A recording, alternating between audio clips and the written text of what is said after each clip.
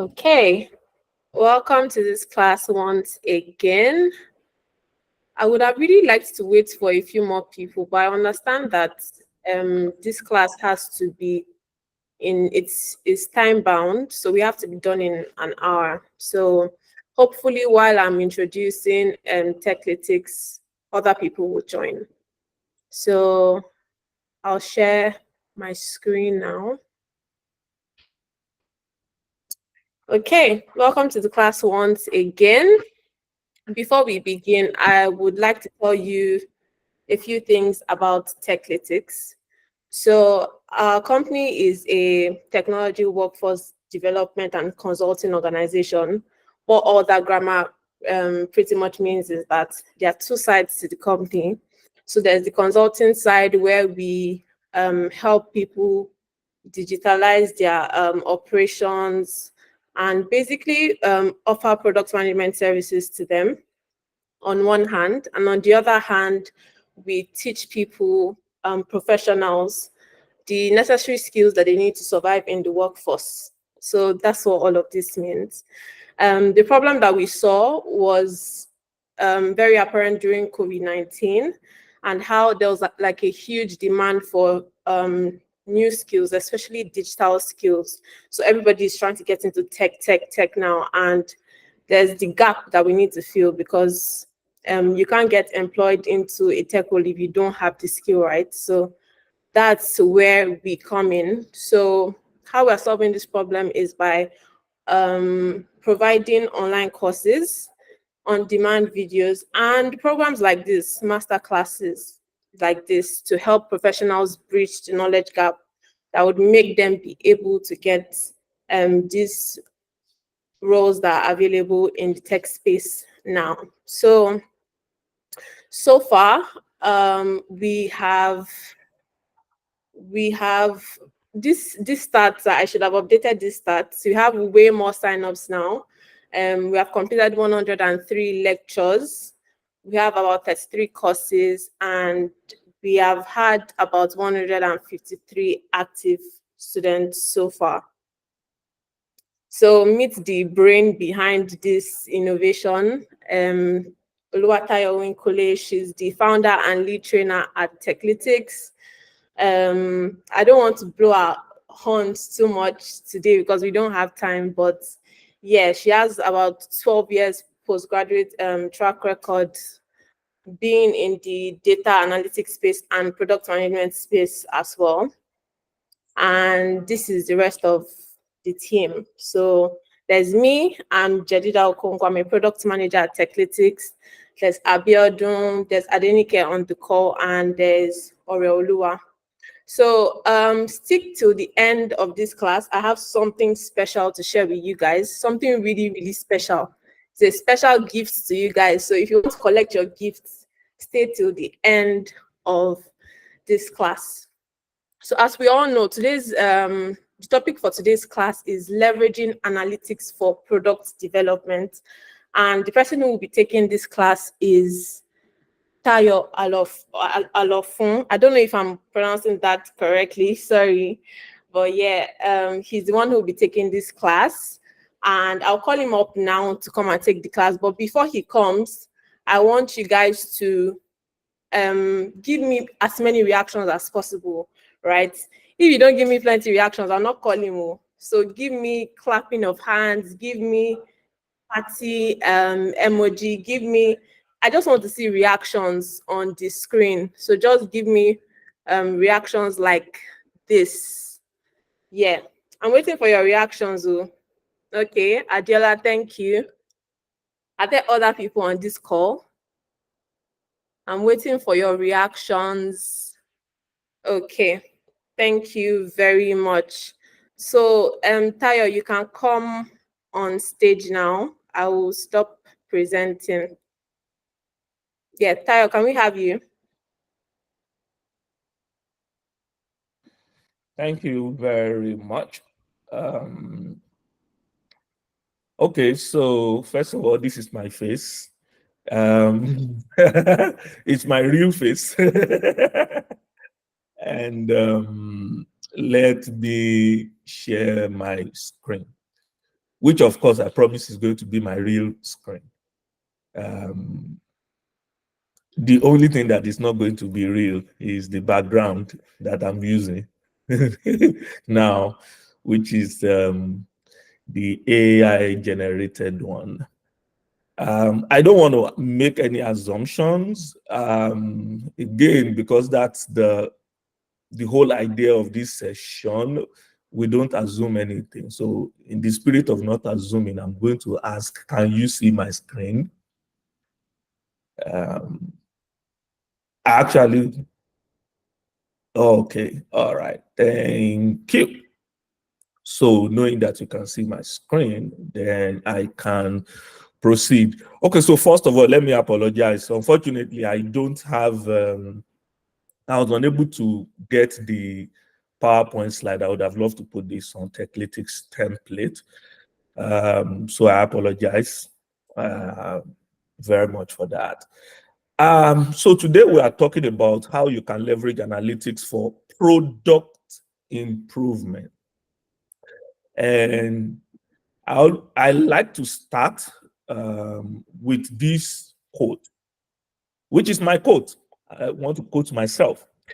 But this quote means, as far as the world of product and marketing and analytics is concerned, this quote means everything to me. So many years ago, an incident happened that led me to ask this question: what is the real cost of a bad product? And I said, nobody really knows the cost of a bad product. We know the cost of replacement, we know the cost of returns, we know the cost of refunds, but the true cost of a bad product, only the customer knows it. I'll give you an example. I'll tell you a story, true life story. Many years ago, I was working in a company, and one of the products that they provide, has to do with flight ticket. We had a customer who bought a flight ticket, and this customer bought this flight ticket, took it to the airport, and they refused her entry. It was a local flight just from Lagos to Abuja. She tried calling the customer service. The customer service told her she was good. They will resolve the case within 2 days and all of that. It became a messy situation very quickly. Eventually, the woman missed her flight. And 2 days later, we resolved the issue. And we saw that there were some product glitch. And because of the product glitch, there was no proper handshake between our internal system and the system of the airport. So we reached out to the woman, we apologized, and we were ready to do a full refund of the amount she paid for that flight ticket. But guess what? She refused. She said she doesn't need that money. It was a lot of money, And we're like, what kind of person doesn't want a refund for a bad product that was sold to her? All right.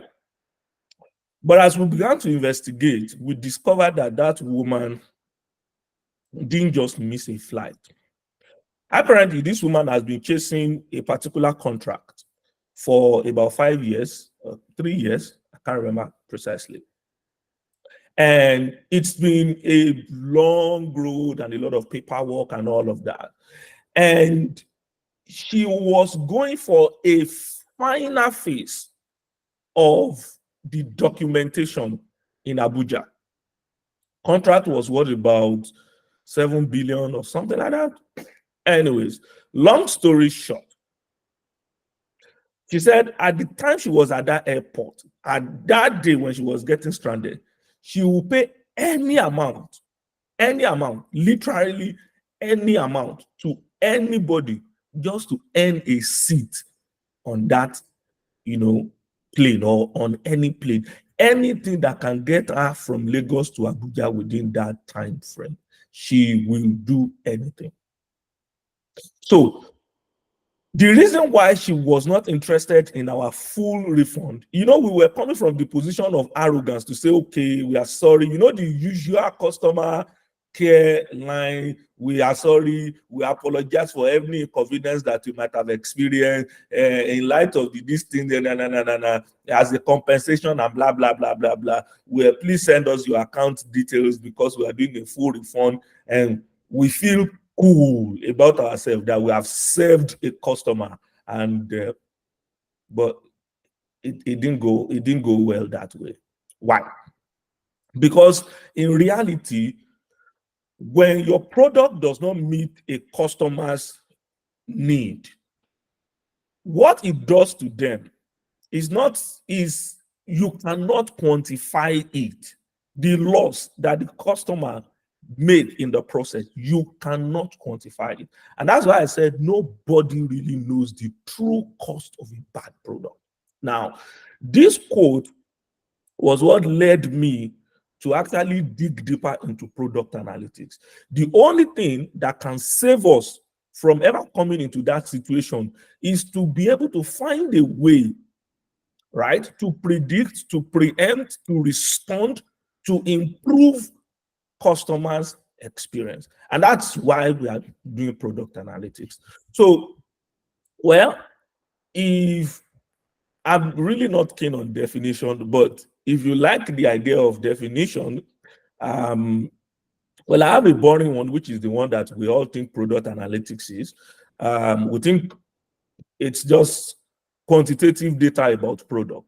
It's a lot of data flying all around. Have you ever been in that situation in a company where there is so much data about product that you lose the reality of the inside? What is this data supposed to tell me?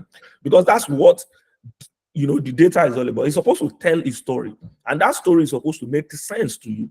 So this would, for me, be a more appropriate definition of product analytics. And 3 things that you must take out is that it is about how people are using your product. It is about how to improve that experience. So it's not just about a lot of numbers flying all over the place, or a lot of insight, or a lot of analytics flying all over the place. It's about what does this tell me about how people are using my product? 1. 2, how can this help me to improve the experience that people are having using my product? That's 2. But number 3, which is very, very important, I always say to people in my growth marketing class and any other growth class I take, to say, if you cannot tie it all back to naira and kobo or dollar and cent, you're wasting your time, right? So the third thing is, what impact does that have on my business? All right. So that said, how can product analytics help us? All right. And it is not limited to this, but in my experience over the years, currently I manage a portfolio on the agency side, of about 12 clients, and they are mostly from different industries, And when I tell you that I've seen things when it comes to just looking at analytics of product, trust me, I've seen things, right? But 4 key things that I believe it can do more, but I believe it must do these 4 things. Number 1, help you find the bottlenecks in your product. That's the first thing analytics should do. It will help you find the bottlenecks in your product. All right. And by bottlenecks, I mean what stage in your product, or what feature in your product is not allowing people to take the next action that they should be taking, which is the profitable action. All right. Or what action, or what step, or what feature within your product is obstructing people from taking that is not profitable, is stopping people from taking a step that is profitable. That's bottleneck. All right. Number 2 is that it helps you to understand, of course, how people are using the product. All right. Where are they clicking? Where are they tapping? What do I want them to do versus what are they actually doing? And how can I make them do what they are supposed to do, or should I pivot away? Could it be that what I actually want people to do is not what their natural instinct tells them to do? So how do I pivot to what they ordinarily want to do so that they can eventually come to that point where I earn revenue from them? Number three is when you see how people are behaving, you formulate hypotheses. And I'm going to show you a practical scenario how this has played out. You form a hypothesis to say, if people are acting this way, why? Okay, it could be 1, 2, 3 reasons. But that's not enough, right? I must put that to test. That's where A/B testing comes in, all right? So if I know how they are using my product, it helps me to formulate hypotheses. That hypothesis must be tested. When I test this hypothesis, it helps me to then identify who are my best customers and what makes them my best customers. So these are some things that I believe product analytics should help us to achieve in terms of our product improvement. Okay. And just to give a snapshot, and I'm going to run through all this briefly, to be able to answer all of those questions, there are certain insights that we must get. Very important. There are certain insights. There are a lot of them, but these 4 that I have here are very important. So, and the reason why I put this is if you are engaging any product analytics tool, and I'm going to talk about a few of them as we go along. If you are engaging any product analytics tool, if they cannot tell you at the very minimum, all these 4 things on my screen, the product funnel, the event report, the user flows, and the retention analysis, if they cannot tell you at the very minimum those 4 things, you probably might be wasting your money on that tool. So let's get into it. So how does product analytics actually work? Well, it begins by you implementing tracking to help you tell a story about the users. All right. And this is one part that I feel that product managers a lot of times don't do. We don't build product with measurements at the back of our mind from the beginning. All right. We strive very hard to launch the product. We are so keen on launching the product, and it is after we've launched the product that we now want to say, okay, how is the product doing? No, we must, before we even build the product, we must ask those questions. How will I know that this product is successful? What will I measure? What will success look like? And how will I be able to measure it? It must be clear before the product even goes into build.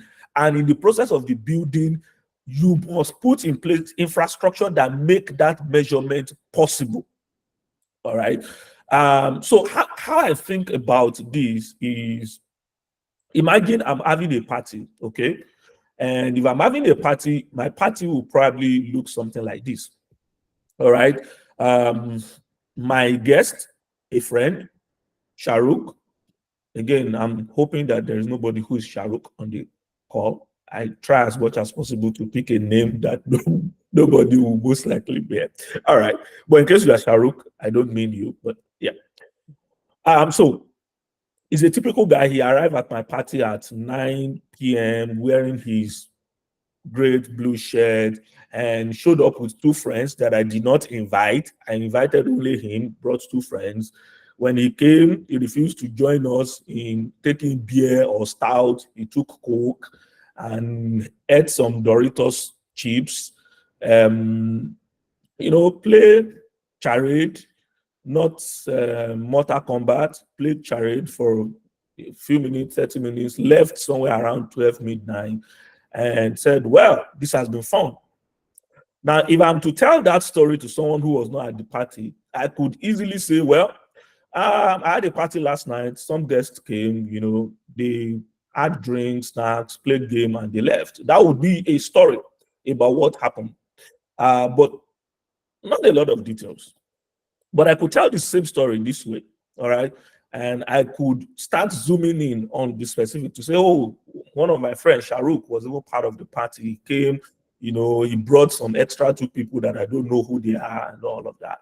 On a good day, you probably won't communicate this much details, which brings me to another point, that when it comes to tracking or when it comes to product analytics, you can't afford to be too vague and you can't afford to be too specific, right?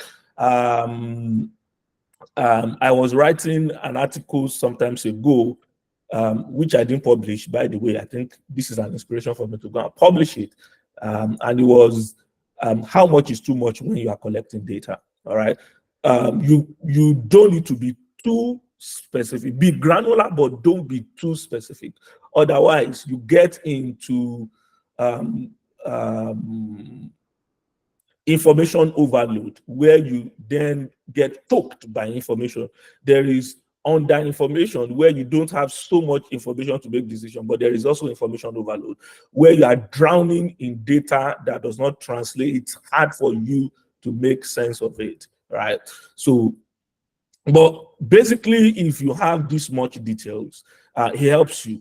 But where I'm really going with this is to give you a framework. And this framework is the framework upon which all analytics tools in the world are built upon. So in telling this story, there are two components, as you can see. So the first component is we see the guest, and then we see what they did. All right. So the guest and what they did. Okay. The guest is what you call the user. Okay. And what they did is what you call event. All analytics tool in the world, it doesn't matter what the name is. And trust me, I've tried only God knows how many. There are very few analytics tools in the world that you can talk about that I either don't know about or have not even tried hands-on. And I come to the conclusion that the framework upon which analytics is built on is the framework of user and event. So the user in this case of the party scenario would be the guest. All right. Then layered on top of that is what you call user properties. Okay, user properties. So user properties will be other information details that help us to know more about the user. All right. Events also have event properties.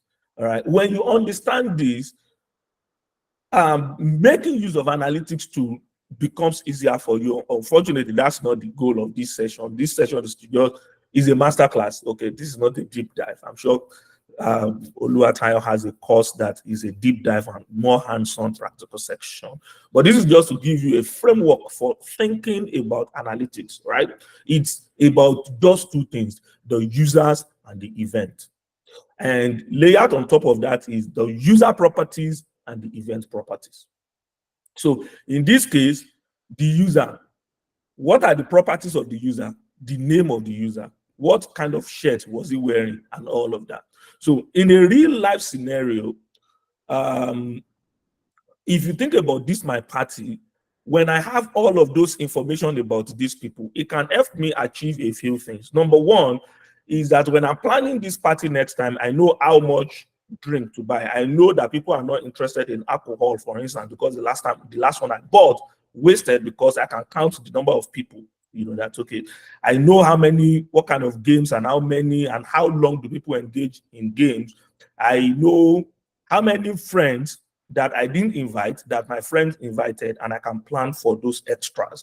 I can tell the differences, right, in their experience. And I know that all the people that said this was a terrible time, this was what they did, right? I can easily say, okay, all the people that took alcohol ended up saying this party was terrible. All the people that took coke ended up saying it's been fun today, right? So I can make better informed decision, by just looking at the data of the experience of each of those people. But I must be able to measure that experience in the first place. All right. So again, this is what I was talking about, that it boils down to two things, events and users. And in a real life scenario, okay, this is what you will have.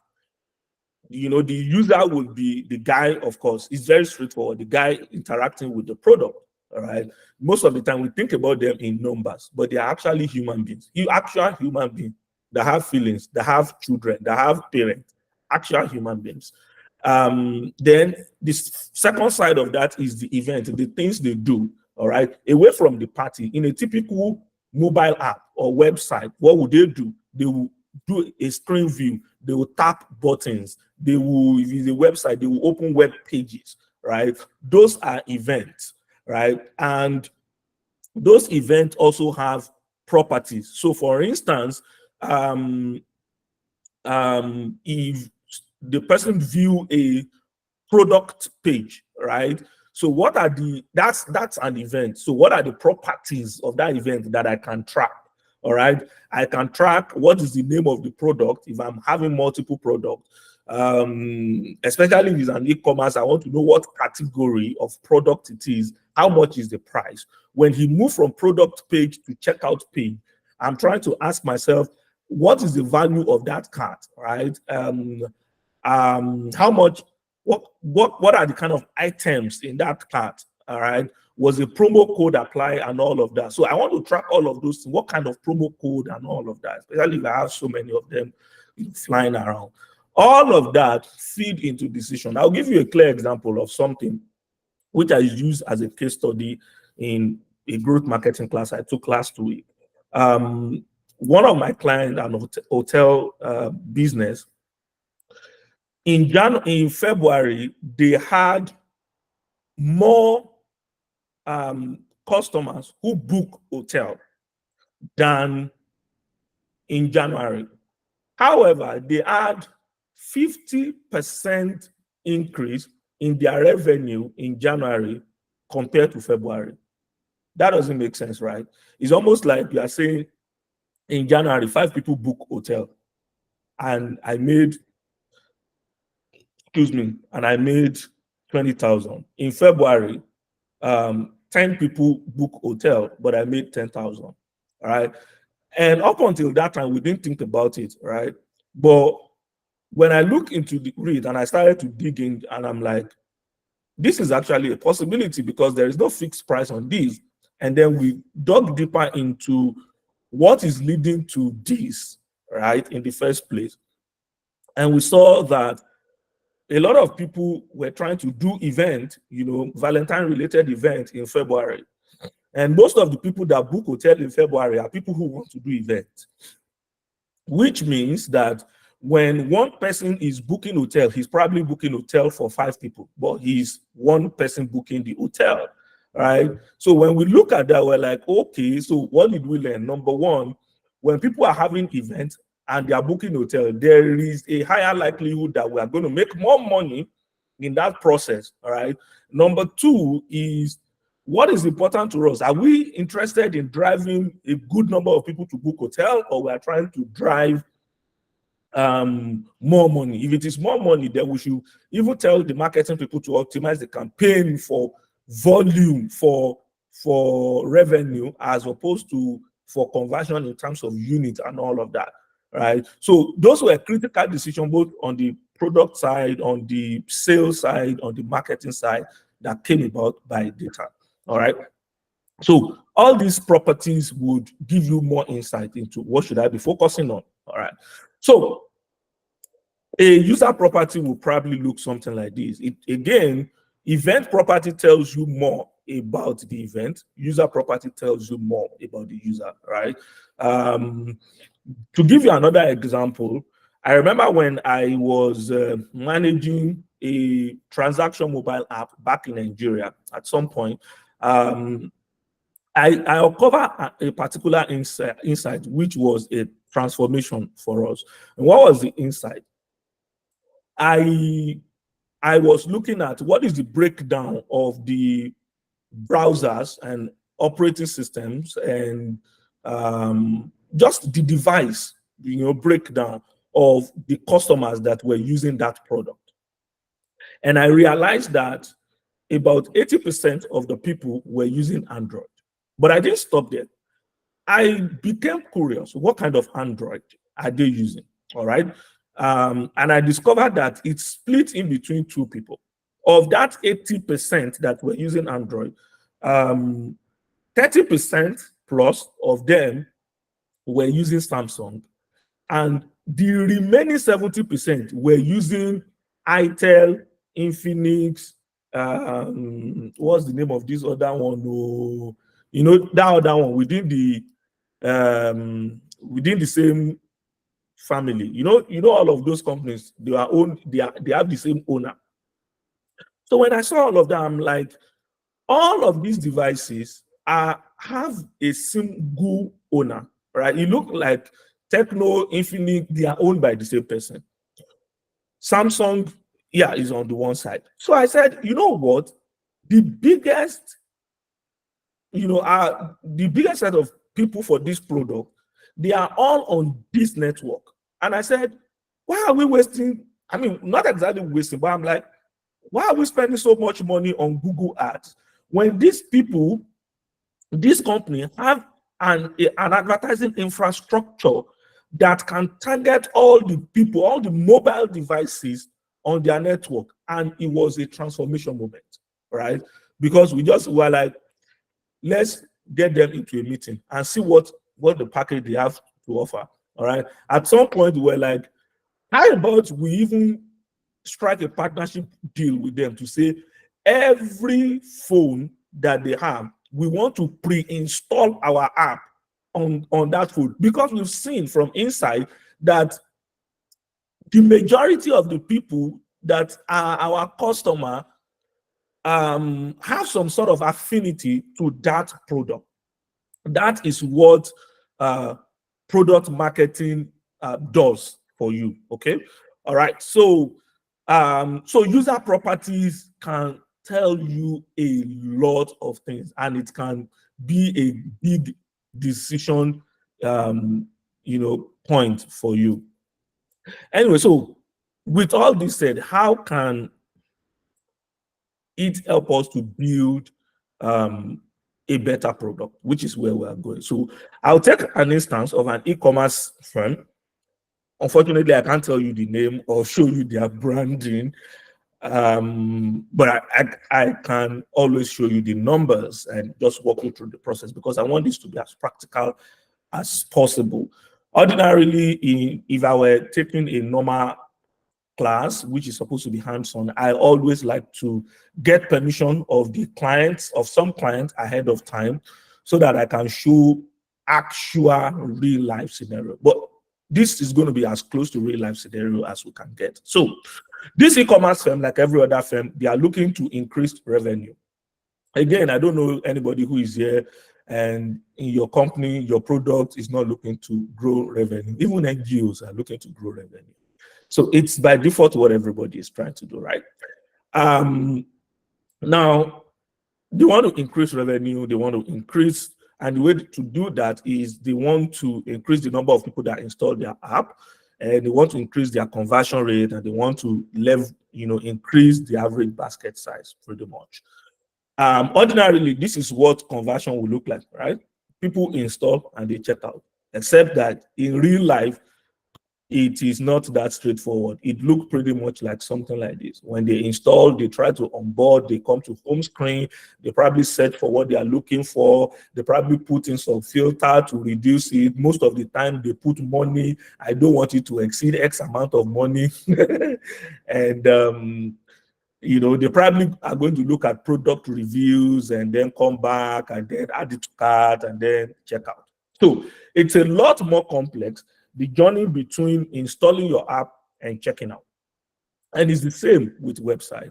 I remember back in the day when I used to, be on a product that I will not mention the name, that used to be one of the biggest payment products in Nigeria. There are about 3 layers of registration to start with. All right. So there are complexities like this. And in our case, it was. And what we saw was that there was a bottleneck, because the result of user engagement with the app now looks something like this. All right. People install, and then from onboarding, very few people get to, a good number of people get past onboarding and they get to home screen. which is good because it looks like they are engaging. But from that point, only very few people do product review. Only very few people add to cart. Only very few people check out. If you look at it, right? So you can see that people are not even looking at the product, all right? There is something else that is happening at that home screen that is becoming a product bottleneck. And don't forget what I told you at the beginning. One of the things that product analytics is supposed to do for you is to help you find the bottlenecks, all right? So we started asking the question, what's going on at this step, all right? What are they doing? So we decided to unpack that home screen as a step to say what is actually going on, right, in that home screen.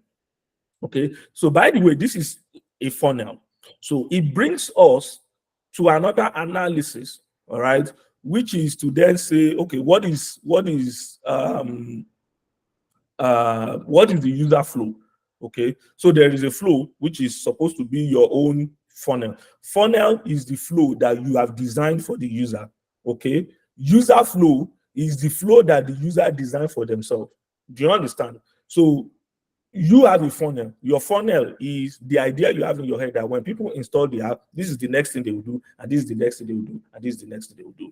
All right. The user flow is what the user created for themselves. They say, when I do this, okay, I think this is what I should do, and I think this is what I should do. So you are a success if your funnel flow aligns with your user flow. The degree to which it aligns is how much of a successful product you have built. Otherwise, you might have built a product that is, this is the user and how they want to experience the product. This is your product funnel flow, how you are hoping, and then they are like this. Okay, you want to build a flow that the user want to experience it like this, and you build it like this. All right. So unpacking this, one of the things we discovered was that after that step, after that home screen, 20% of the people will be using the search screen at the top and search for what they are looking for. 30% would actually go to the hamburger button at the top right to click and look for category. But guess what? 50% of the people just leave. Right? Like half of the people that get to that point just walk away without even looking at the product to start with. So we knew from that moment that there is a problem. So how did we solve this problem? Okay, we decided to postulate some hypotheses. Okay, we've seen that if we can get people to view the product, then they move through the remaining part of the journey and check out. The problem is they don't go past home screen into viewing the product. So the hypothesis is if the product is right before them, okay, especially the popular product, then they can almost immediately click on it and they can walk through the journey. So that's the first hypothesis. The second hypothesis is if there is a disconnect between the experience we want to create versus how these people want to also experience the product, then there might be issues. So we're like, okay, so why don't we create an onboarding flow? Excuse me. Why don't we create an onboarding flow that will help us do some sort of sync, so to speak, or help them to understand how they should flow within that product. So those are the two things. But now that we have an hypothesis, how can we be sure that what we think will change the game will actually change the game? And that's why the next thing I talked about at the beginning, experimenting, A/B testing, comes to place. Okay, so we split our audience, and a lot of product analytics to have these features, and they can help you do this. I miss Google Optimize, by the way, which is like the only free tool available to us that can help us achieve this. these days you have to pay through your nose for every product analytics tool, but it's worth it. Anyway, that's a side comment. All right, so we broke them down, and perhaps the only reason why I made that side comment was because the web version of this was done with Google Optimize. So I miss Google Optimize as an A/B testing tool. But mixed panel and all of that still have it. All right. So we ran an experiment splitting the users into 50% each on both sides, right? The blue cycle is the original guy, our day one guys, right? The people who are going to experience the original, front end view. And the view two were people who are going to experience the new experience. All right. The new experience was that we changed the home screen and put most of the popular product to be the first things that you're going to see and all of that. And then we put some question mark and some arrows and flow to help people navigate their journey. And here is what we saw as a result.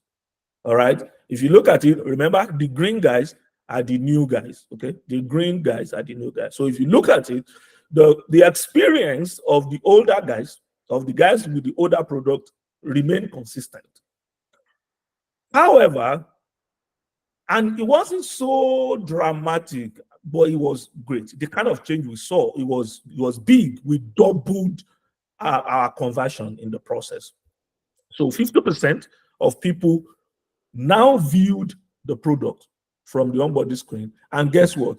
That translated into more people adding to cart and into more people checking out, and of course into more money. All right.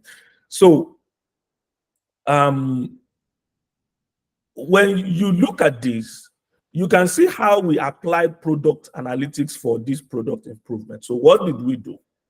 Number one, we were able to find the bottleneck, okay, where the users are dropping off in the funnel. Number two, how they are behaving at that point. When they drop off, at that point, when they don't proceed at that point, what do? They definitely did something else, right? It's just that is not, and that's the point of the contradiction between my funnel and the user flow. All right. How the user, so the next thing I ask myself is, okay, so if they didn't do what I want them to do, what did they do? All right. That's what user flow is supposed to tell me. The funnel tells me everything is going right or everything is not going right.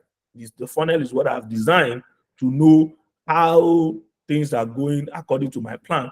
The user flow tells me things are not going to my plan, but what's the plan? How did the user change things, right?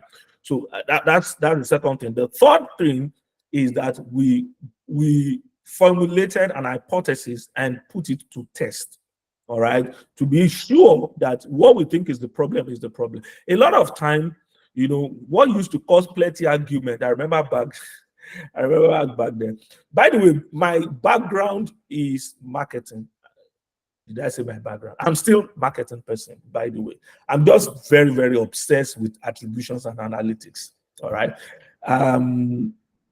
I remember there was a time when I left marketing department, and for almost 3 months, I was sitting in product department. I was sitting directly opposite the product managers like this because I want to be, and I was throwing up those insights so that it's going into their backlogs and they can engage with their engineer.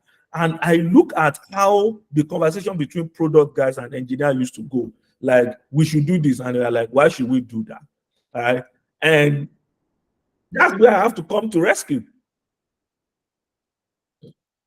Okay, someone is asking a question. Okay, the percentage is of what as per 80% of you user who downloaded the app. Yeah. Of people who downloaded the app. All right. So I had to literally say, okay, you know what? These are the numbers. And based on this, we should do this. But the question is, even after we do this, what is the guarantee that this thing will work eventually. That guarantee is where your A/B testing comes into play. All right. I hope we don't have any question. It might help me if I run through everything and we'll take the questions at the end, though. But if you have urgent things that you need clarity about, I'm happy to take them. All right. So, what else did we do? Or which I say, also help us to see other dimension to this. Because sometimes it's easy to conclude that, okay, this is the only problem. But if that was the only problem, then we are still not maximizing things, right? We're still not maximizing things. This doesn't look like the only problem, but at least we know that this was a big problem in the product flow. The other thing about product analytics is that as product people, we must be willing. Yes, we implemented it on the app. We actually created 2 variants. And if you are interested in how that can be done, you can do it with Mixpanel. You can do it with actually literally a lot of tools can help you do that these days. You can do it with HIP, I believe, too. There is Netcore, which is very much available in Nigeria. I've not used Netcore in a very long time, but I believe Netcore is a fantastic tool. It's more all-encompassing. Why am I giving Netcore free advert? Anyways, but those are tools that would help you to do that. And again, depending on what it is you are trying to do, if it's tilting more towards the marketing side, which is the point I was trying to make, to say as product people, we must also be interested in analytics beyond the product environment. And we must look at analytics into the product environment because it will help us make sense of what is happening within the product environment. Sometimes the problem that you are seeing with the experience of people inside your product is not even primarily because your product has a problem.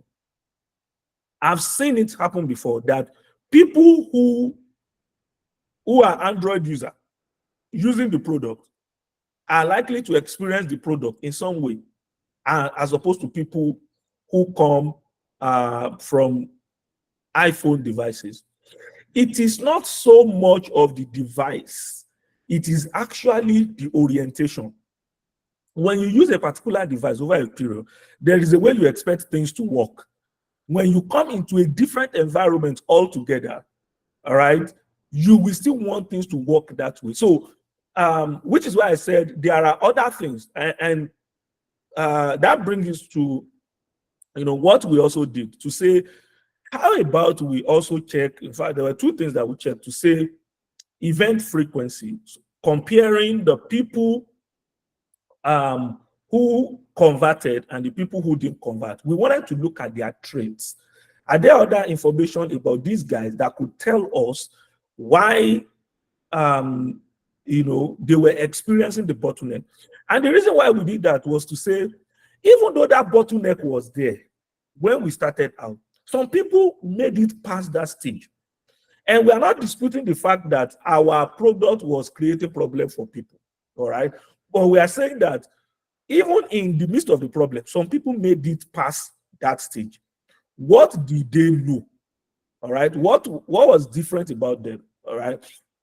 So we then decided to say, okay, let's go granular into the users now, right? So we then said, okay, break it down into the people who purchased and the people who didn't purchase. What did they do differently? And then we saw that most of the people that purchased, one, in terms of the event they did more, they viewed product more. They favorited product more, which in what that means within the product, that I'm talking about was that there is a love-looking icon that they can click to say, oh, I like this, right? But the other thing we also saw was that what brought them? How did they come? We saw that most of the people that came from paid social media ads had problem, they did not buy.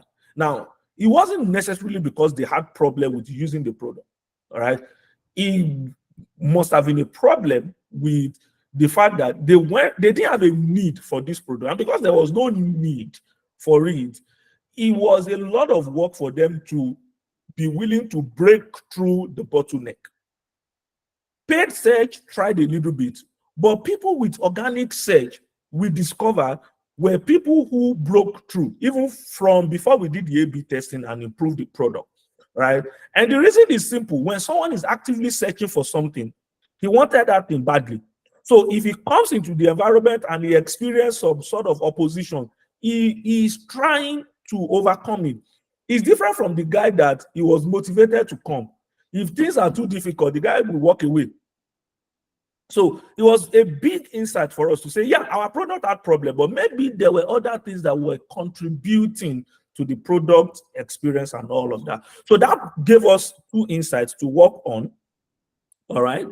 Led us, the first one was part of the things that strengthened our position about that A/B testing that I talked about earlier on, which was to say, okay, let's display the product at a more visible position and all of that. But the second component of this, show to us was to go back to our marketing team to say, you know what, we think you should cut down on how much you are spending on ads and actually spend money on SEO. Because if people find us organically, they are more likely to convert than people who are motivated to come into the environment. All right. So, that was the end-to-end product experience of how we were able to transform, sales and all of that, and the user experience of that product. So there were other data.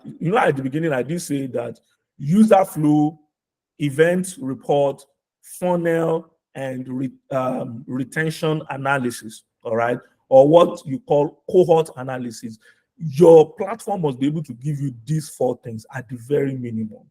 Otherwise, you are just wasting money on that product analytics too. Trust me. User flow, because of time, very quickly, I already talked about this. Funnel is how your design of how the users should engage with the product. User flow is the user's invention of how they want to engage with the product. You must be able to look at the two to be able to come to a conclusion on what you want to do with your product. This is how I want them to experience it. This is how their experience is. Where is the intersection? What do I need to fix? So these two are very important. I would have loved to, anyway, maybe at the end of the class, I'll probably show you a typical, it's interesting because most of this, you can even see them in analytics. There are pre-made reporting templates that give you some of this experience. I could probably show you one or two by the end of this class, maybe. The other one is retention analysis. Retention analysis, I ran, my first experience with retention analysis was some years ago when we're running a lot of campaign and we were acquiring a lot of customers, and it was great because we had a target to acquire a lot of customers and it was beautiful. But I did a cohort analysis or retention analysis. It's the same, by the way.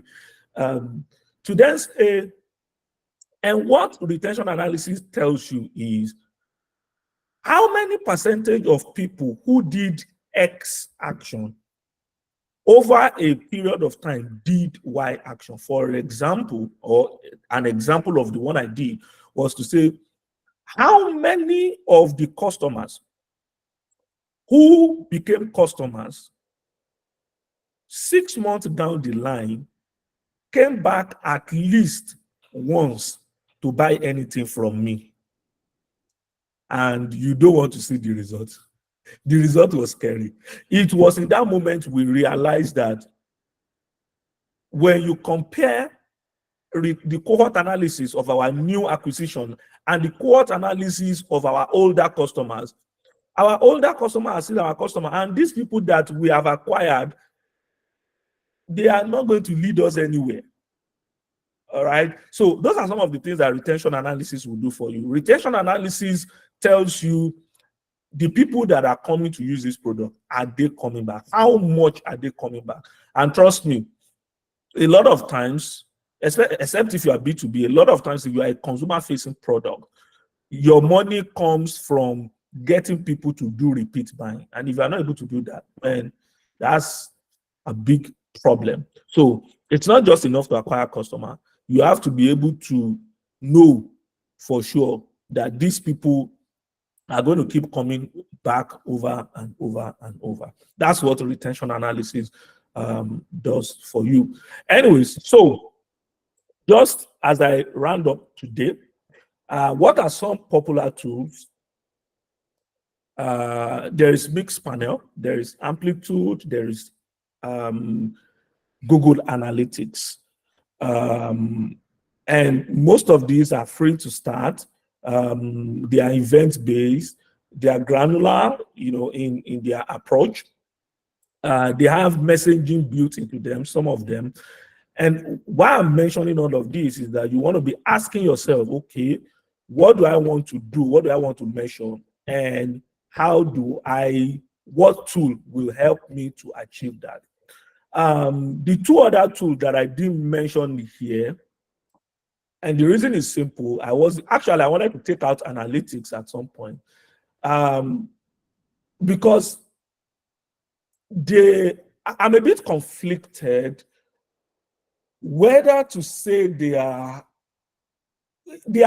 in between three different workspace. They are UX and they are product and they are marketing. So I wasn't exactly sure. And what are those tools? Number one, excuse me, heat map tools. Okay, heat map tools can be very useful for product people. I think they are primarily for UX people, for designers, product designers, and also for marketing people. But I believe they are very useful for product people. So that's why I said I'm a bit conflicted, and that's why I didn't put it. So heat map tool, an example of heat map tool will be Hotjar. Hotjar is great. I prefer Microsoft's Clarity, by the way. Not because it's better, but because it's free and it gives me more information as a free tool than Hotjar is giving me, except I'm paying at a particular tier. So that's my beef with Hotjar. No, not like their product is having any issue. That's just my beef with them. But I think you should install Hotjar on your product. For two things, it tells you the heat map of where people are clicking, and you want to know, is that where I really want people to click? One example I wanted to show you, but again, I'm just careful about clients. This thing was a client we were promoting free trial for 7 days. And there is another button on that same page that says membership fees. Guess what? People left the free trial and they were clicking membership fee. And we're like, wait, what's going on here? What kind of person see something free and he's insisting on wanting to pay? And the more I interrogate that, and I was telling people in my office that, look at what I'm saying, and people are like, that might not be wrong. I said, why? And they were like, well, people in this environment believe that after the freebie, is a lot of commitment, right? He said, after the freebie, how much exactly am I going to be paying? That the free trial will help them to try it out and be sure you are the right fit. But if the money I'm going to be paying after the free trial is a lot of money, we shouldn't be wasting each other's time in the first place. So that's why the first thing people want to go after is, how much exactly will I be paying after this? And not, this is the free trial, check it out. That blew my mind. Coming from my African background, I'm like, take the one that is free first, and then we can talk about the pricing later. So it was just a different orientation and just looking at that data. So it's what Heatmap can do for you. The other one is a MarTech tool. Again, the reason why I didn't put it, an example of a MarTech tool would be Auto, which used to be Autopilot, Netcore Cloud. I use Netcore Cloud a lot. I believe a lot of banks in Nigeria are using it. Just Netcore is the combination of Google Analytics, Google Firebase, MailChimp, or any of your email client services, and then what else? Just think of combining all of those two into one place. That's what Netcore is a market tool. Again, it is primarily a marketing tool. In fact, from the name, it's a marketing technology, but it can be very, very useful and handy for product people as well. Again, those are the reasons why I didn't put them on the list, by the way. Just to mention that those are available to you in addition to this product analytics tool that I already mentioned. So how do you implement, which is also the final thing I want to talk about? Number one, you need to define your business goals, right? I always say to people, my biggest problem, back in the day, is always the product people will build product. When they finish building the product and they want to launch it, they will come and say, we are launching this product in 2 weeks. So we want to be able to track whether the product is doing well. And I'm like, where do I even begin? All right. So what defining business goals does is that it helps us to so you know exactly what will success look like when this product gets into the market. What are the things I want to track? I want to be able to see how many people came, where they came from, what they bought, what they click, you need to define all of that. Unfortunately, my other laptop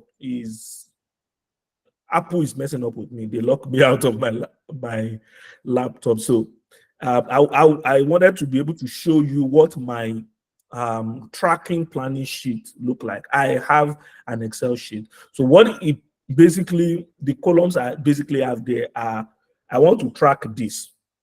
Okay, so for instance, I want to track the user. What are the information I want to collect about the user? I call them variables, right? Then I want to track this event. Remember how we defined events before, the things that the people do. I want to track this event, maybe bill payment, and what are the components of that bill payment? When bill payment is successful, when bill payment fail, when bill payment is pending. All right. So then what are the variables, or what you call the the event property of each of those components? Okay, when it is successful, I want to know how much is the value of the payment, what exactly was paid for, and then of course layer that on top of the user data. When it failed, I want to know what was paid for. I want to know the error code when it fails. Because what that would do over time is that, and I've seen this before, I built a case before to say, look, this particular error code constitutes 80%. I'm sure Oluwatayo is laughing wherever she is now. She knows the product I'm talking about. This particular error code constitutes 80% of the reason why this payment is failing. Guess what? The description of that error code is as confusing as confusion can be. I'm like, can we just export all the error code and go and rewrite them? Right? Like, even if this thing fail, like the customer will just be looking at the English that flash on the screen and he will be like, okay, yeah. So what does this mean exactly? All right. So that sheet is supposed to break all of that down, right? And it's fed into the product development process, right? I know back in the day, it was a lot of difficulty tracking with analytics. Back in the day when analytics was based on page is not event.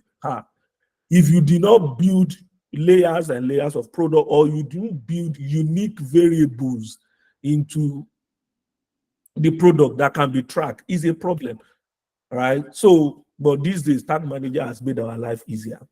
Anyways, the next thing is, again, so I talked about defining the business goal, what is it we're trying to achieve, developing a tracking plan.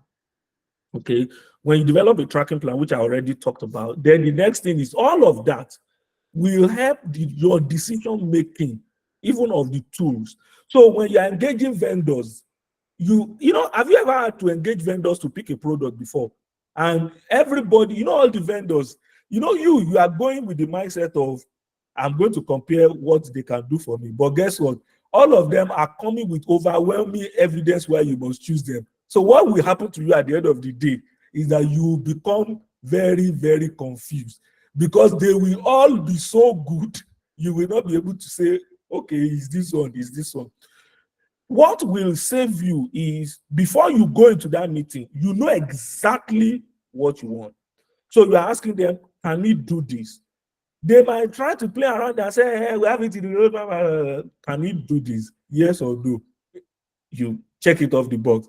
When you finish, you just say, look, tick this box, tick the box. Okay, this is where the one we are going for. It fits in all of those things. So it helps you to choose the right tool. And the final one, which is very important, design a process and follow it strictly. There are different people involved in the process. It's not just you, the product person. All right, you are working with engineers, you are working with also your superiors, you are working with marketing people, you are just working in the midst of a lot of people. You are working with depending on the complexity, you are working with the core technology people and all of those things, the people that will take it live and live and live. Okay. So you need to define process, right? That, okay, this is what this person will do as far as tracking is concerned. Then you have data analysts, right? You want to make life easy for everybody to be able to give you the support that you need at the end of the day, right? So you need to document the process. Okay, what would this person do? What would this person do? What would this person do? At what point would they do that? Document it. All right, as part of your project, process in launching the product, and have a checklist that all of this must be in place before we go live. So, distinguished ladies and gentlemen, with that, I come to the end of this session. I really do hope it was worth your time. I'm happy to take questions. Yeah, any questions? Sorry, I didn't have a thank you slide. Thank you very much, Tayo. Thank you so much. It's past 6. Do you still want to take questions? Yes, yeah, I'm happy to take a couple. Awesome, yeah. Awesome. So I saw that some people were asking questions in the comment section during the course of the class. If you still have any questions, please, this is the time to ask now. Very quickly. Does anyone have any questions? Okay. I feel like the class was very explanatory, Sha, because you really did a good job, Tayo. So yeah, maybe that's why they don't have any questions. Thank you so much. Guys, do you remember the gift I said? Okay, someone is raising up their hand. Okay. Let's take Adiola first. Adiola, you can ask your question. I'm sorry, that was a mistake. I don't have any question, apparently. Okay, that's fine. Ogochukwu, do you have a question?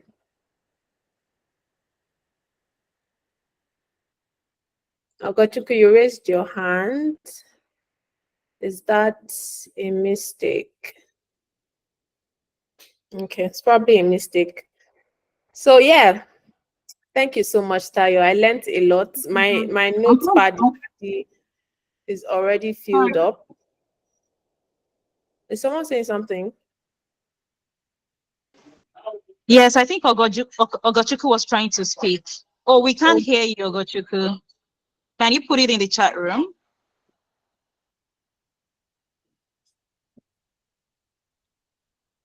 I think she's muted actually. It's She might probably a need to. problem with her network. She said she's typing, so I'll just read out the question.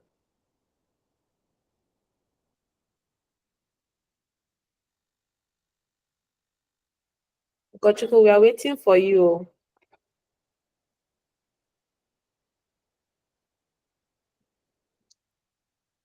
Okay.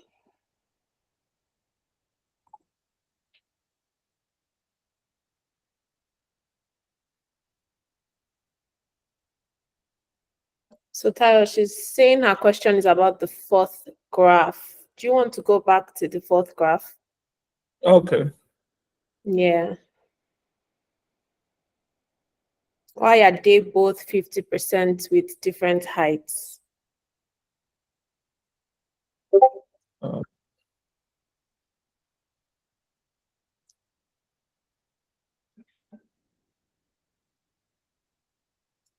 Okay. Is it the slide? This is slide you are referring to?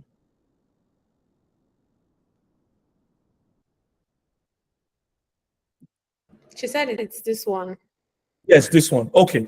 All right. So very quickly. So it's the number.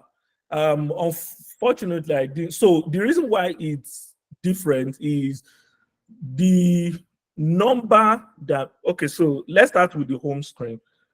The number that makes up the 80% that you see on both sides, it's exactly the same number, if you get what I'm saying. So it's almost like when you have 50 people making 80% of a previous step. Do you understand? As opposed to 20 people making 80%. So let me put it in another way.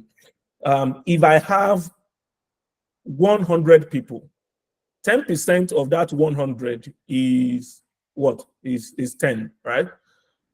If I have 10 people, 10% of that 10 is 1. Is it 1?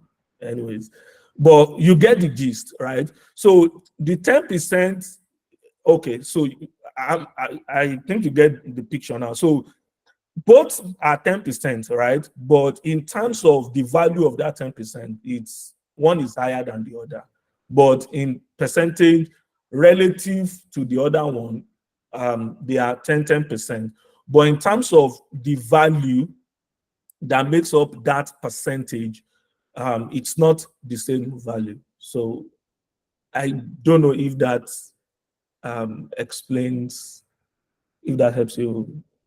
Okay. All right. So that's what's playing out.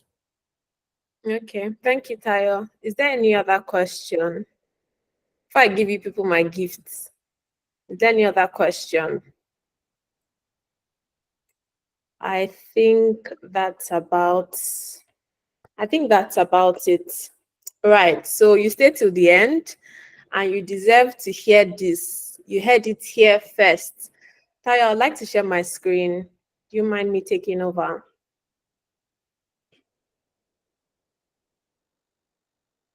Thank you very much. Adjola is raising up her hand again. Is that a mistake again? Probably a mistake. Before I tell you guys what I want to tell you, please say thank you to Tayo. You can drop it in the chat box. You can give reactions. Just show how much you appreciate this session and just tell Tayo thank you. You can unmute your mics too to say thank you to Tayo. Awesome. Love these reactions. Thank you, sir. Thank you for that. Thank you. So it's time. The moment of truth is here. Let me share my screen. I bring you good tidings. So you know how power packed this class has been, right? I want to assure you that this is just the tip of the iceberg. We are having a product analytics boot camp that is going to last for 4 weeks, and we'll be taking you through a lot of things about product analytics. So if you are a product manager, you're a product person, if you are working in any role at all where you need to get insights about your customer behavior and about your product, this bootcamp is for you. This course is for you. You heard it here first, and it's going for just 100,000 naira. It's starting at the end of this month, 30th of March, and it's going to be power packed. I promise you. You have just seen this class. This master class has just been the tip of the iceberg.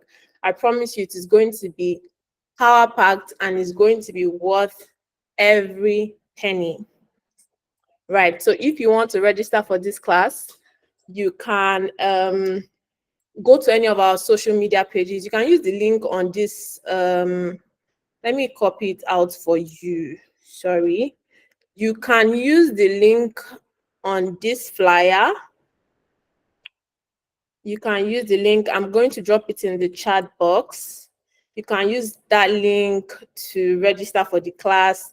If you have any problems registering, reach out to any of us. You can reach out to me. You can reach out to Tayo.